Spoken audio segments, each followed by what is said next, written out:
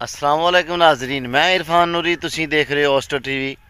अज मैं अल्हम्दुलिल्लाह अपने गाँव आया और सुबह सुबह उठ के बाहर नूं निकले हैं तो बड़ा दिल खुश होया कि मैं अपनी फसल वल गया। फसल वल देख के बड़ा दिल खुश होया। तो मैं काफ़ी देर पहला यानी कि पपीते का बाग लगाया सी, लेकिन बाग तो नाकाम हो गया। उहदे विचों कुछ बूटे थोड़े जे बचे हुए सी ते मैं चाह रहा सी कि अपने दोस्तों के नाल शेयर करिए, अपने दोस्तों को दसीए कि वो पपीतियां नूं किन्ना फल लगा होया और पिंड का माहौल जड़ा ना वो किन्ना अच्छा और किन्ना खूबसूरत है। तो मेरा दिल कर रहा सी कि मैं सारे दोस्तों के नाल ये शेयर करा कि सियालकोटों आया जनाब, तो आके गाँव हीरा झुंड दे विच ये मैं सुबह सुबह आके देखा। तो नाज़रीन तुसीं देख सकते हो कि पिछे किड्डे खूबसूरत किड्डे प्यारे प्यारे पपीते लगे हुए हैं और ये माशाल्लाह नीचे जेडे लगे हुए ना ये पक्कन के काबल हो गए हुए हैं। तो तुहानूं मैं बिल्कुल क्लोज करके तो ये दिखाना जी। नाज़रीन तुसीं देख सकते हो जनाब कि माशाल्लाह एक एक दाना जड़ा ना वो 4-4 5-5 किलो का। ठीक है, ये बूटा थोड़ा जा खराब हो गया सी। खराब होने तो मुराद है कि ये बूटा जदों सियाल आया ना तो ये जनाबे वाली उपरों यदी शाख जड़ी है ना वो ज़ाया हो गई सी। बाद विच इस बूटे ने तीन शाखां इस बूटे दियां होईयां। देखो तुसीं देख रहे कि कम अज़ कम मेरा ख्याल है कि कोई 2-2.5 मन फल जड़ा ना इनू लगा होया कल्ले बूटे नूं। ठीक है, तो अजान अली साहब हुणां मैं बथेरा रोकया कि तुसीं पिछे रुक जाओ, तो लेकिन ये नहीं रुके। कहते जी पापा जी असीं भी तुहाडे नाल ही आना। ये नाल ही साडा कमाद थोड़ा जिहा लगा होया बच्चों वास्ते। तो वो जनाब यह कमाद है तो बिल्कुल माड़ा जिहा, लेकिन चलो गुजारा है ही है। ठीक है, तो बाकी अल्हम्दुलिल्लाह फर्स्ट क्लास है निज़ाम। ठीक है जी, दूसरे पौधे भी ने वो भी मैं तुहानूं दिखाना कि जेडे बाकी बचे हुए ने उन्होंने कितना फल लगा होया।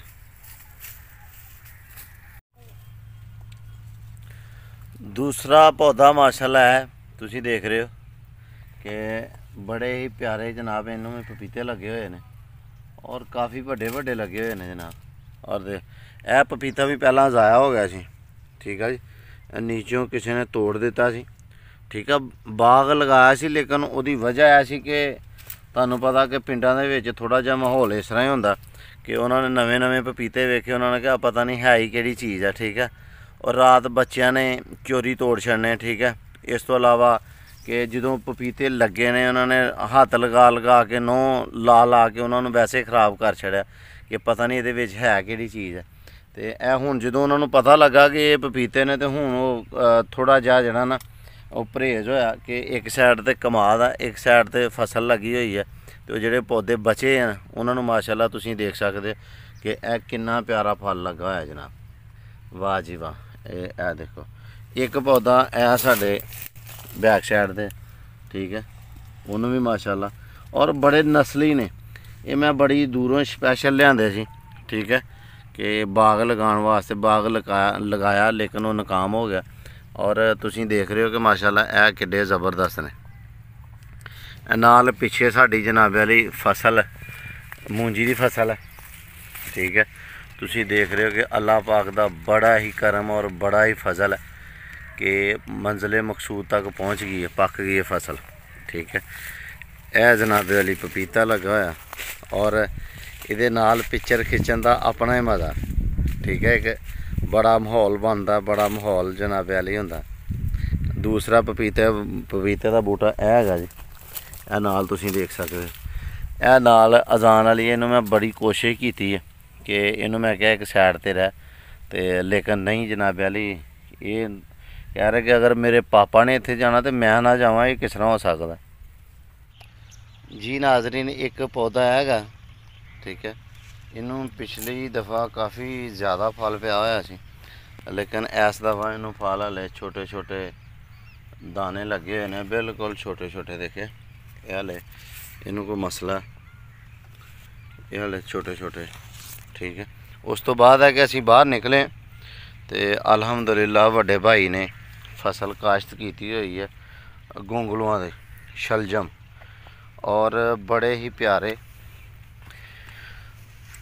देखो जनाबे वाली पिंडां दा माहौल जिहड़ा ना है कि सुबह सुबह उठ के अगर तुसी बाहर नूं जांदे हो तुहानूं हर चीज़ मिल सकती है कि जिहड़ा बिल्कुल ताज़ी सब्ज़ी तुहानूं पिंडां दे विचों मिल सकती है कि जनाबे वाली मूलियां तुहानूं फ्रैश मिल सकदियां, सब्ज़ी फ्रैश मिल सकती है। इस तो बाद तुहानूं गन्ने दा जूस बिल्कुल फ्रैश मिल सकदा।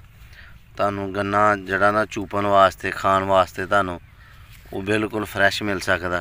ठीक है, तो अजान अली दी भी सुनो जनाब। अजान अली बेटा बताओ आपने क्या खाया? क्या खाया आपने? गोंगलू खा रहे हो? तो उधर बताओ ना वीडियो में, गोंगलू खा रहे हो तो सारा डाल लिया हुआ मुँह में है। ये अच्छी बात नहीं है, अच्छी बात नहीं है ना, अच्छी बात है। आप पापा के साथ जो है ना सैर करने के लिए आए हो? अच्छा जी, ये बड़ा लाडला पोता है जनाब। तो यदी कोशिश है होंदी है कि जिधर जिधर नूं पापा जाए, पापा पिछे रह जाए तो रह जाए, इन्हें नहीं पिछे रहना। तो यह गोंगलू माशाल्लाह एक बीघा जना ना वो पापा ने लाए हुए हैं। ठीक है, और तुसी देख सकते हो जनाब।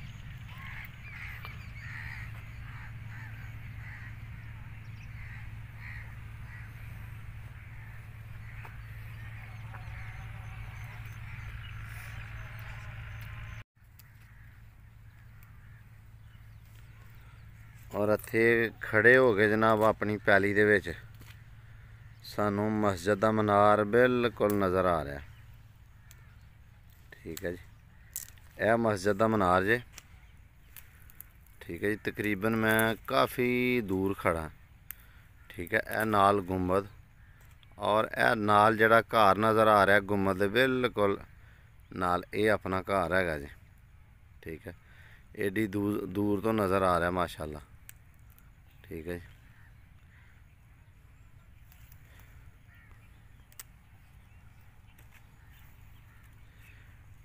यह नाल ही पिंड हैगा गाग शरीफ। तो तुसीं देख रहे हो कि कैमरे दे विच कैसा रिजल्ट जनाब वाली आ रहा है कि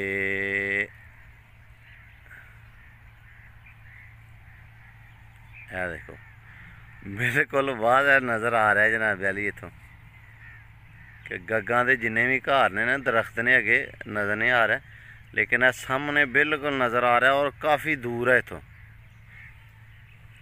ठीक है जी नाजरीन, अगर ये तुहानूं साडा पिंड दा माहौल अच्छा लगा इनू लाइक करो, दोस्तों के नाल ज़्यादा तो ज़्यादा शेयर करा करो।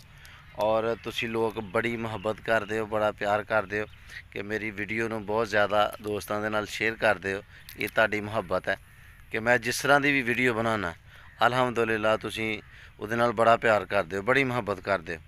और मेरी दुआ है कि अल्लाह ताला सब दोस्तों सलामत रखे, अपने हिफ्ज़ो अमान दे विच रखे। अगर कोई कर्जदार अल्लाह पाक अपने हबीब दे सदके उन्होंने कर्जा अदा करने की तौफीक अता फरमाए। अगर बेरगज़ार है अल्लाह पाक उन्होंने रगज़ार अता फरमाए। अगर कोई बेहदायत है अल्लाह पाक उन्होंने अपने हबीब दे सदके हदायत अता फरमाए। अगर किसी की माँ बीमार है अल्लाह पाक अपने हबीब दे सदके उहदी माँ नूं शफाए कुल्ली अता फरमाए। अगर कोई बेऔलाद है अल्लाह पाक फातिमा तो ज़हरा दा सदका उन्होंने औलादे नरीना अता फरमाए। आमीन आमीन सुम्मा आमीन। जी नाजरीन, मिलदे तुहानूं अगली वीडियो दे विच। अल्लाह हाफिज़।